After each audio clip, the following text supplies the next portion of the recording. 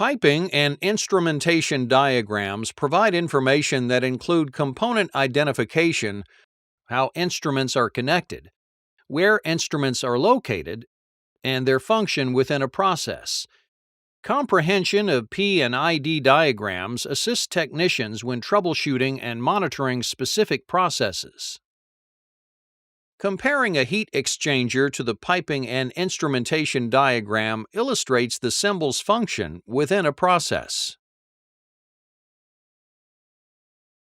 Steam is conveyed through a pipe into a sealed enclosure that acts as a heat exchanger. As the water passes through the heat exchanger, the temperature of the water is elevated. To read the control loop, a series of steps are performed.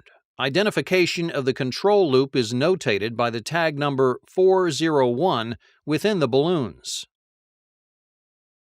The valve that allows steam to flow through the pipe is the symbol with two triangles. In the top portion of the symbols is the functional identifier, and the first letter denotes the measured variable.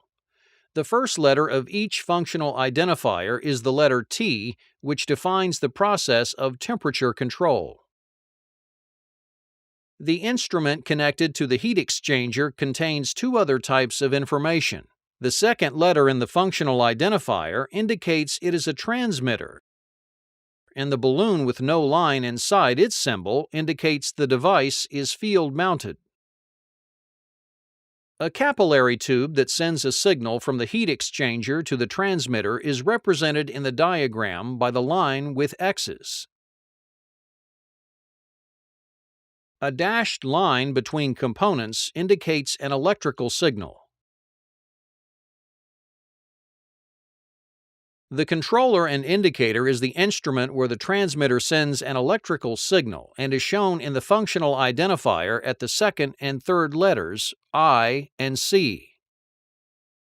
Balloons with a solid dividing line indicates that the instrument is board-mounted. An electronic signal from the controller is indicated by the dashed line. The controller output is connected to the transducer that controls the steam flow, indicated by the second letter, Y, of the functional identifier.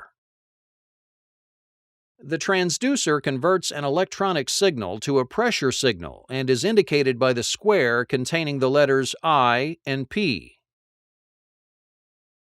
The line with diagonal marks designates a pneumatic connection. The pneumatic-controlled diaphragm actuator that opens and closes the globe valve regulates steam in the process. The actuator is represented by the half circle in the P and ID. The arrow pointing downwards from the actuator indicates a fail-closed valve type.